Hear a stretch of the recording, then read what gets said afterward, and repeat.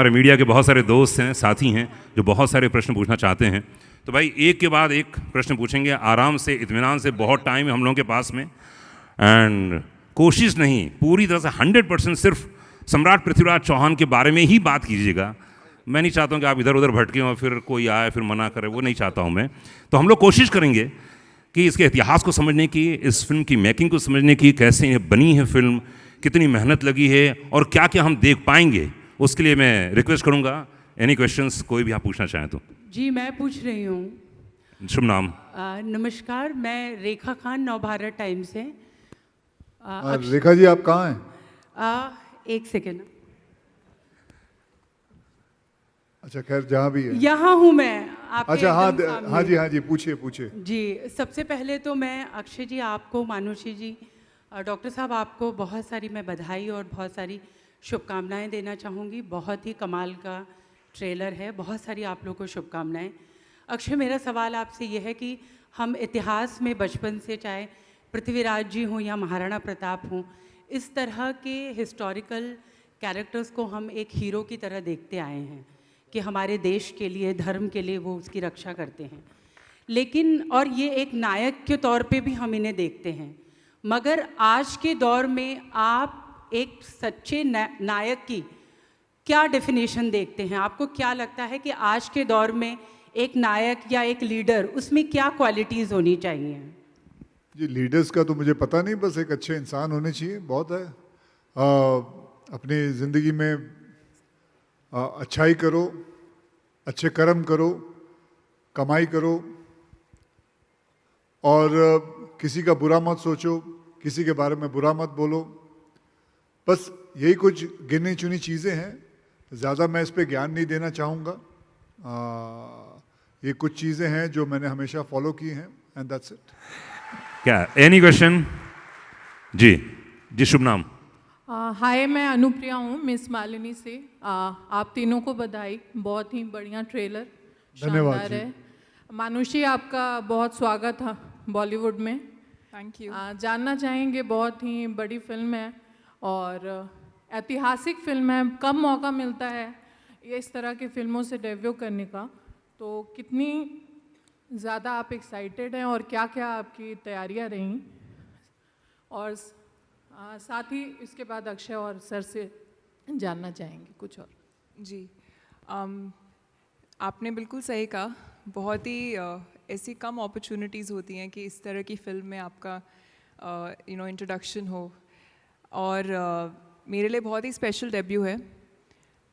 Pressure भी ज़्यादा था क्योंकि मैंने कभी इससे पहले एक्टिंग की नहीं थी, but I think the kind of team that I got was really helpful.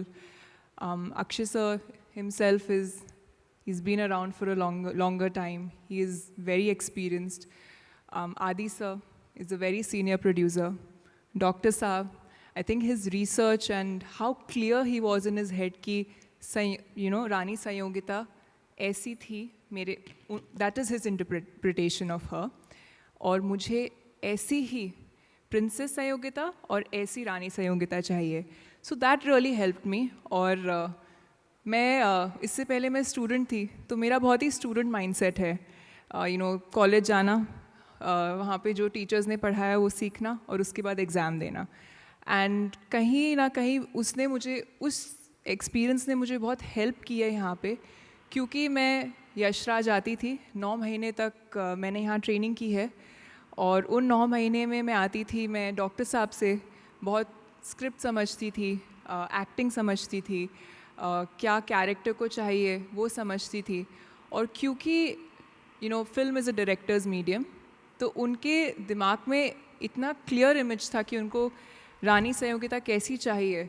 So for me it was more about replicating that. तो आई थिंक बहुत ही बड़ा प्रोजेक्ट था, I couldn't say no to it, I had to, like मेरे इससे पहले I was not very sure that I would become an actor, but after I knew that there was an opportunity that I could audition for something like Prithviraj, then there was no looking back, and I think I got the perfect team.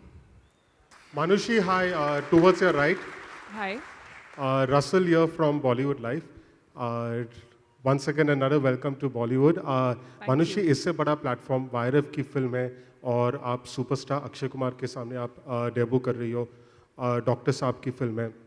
No debutant can hope for probably a bigger platform than this. But along with that, No pressure.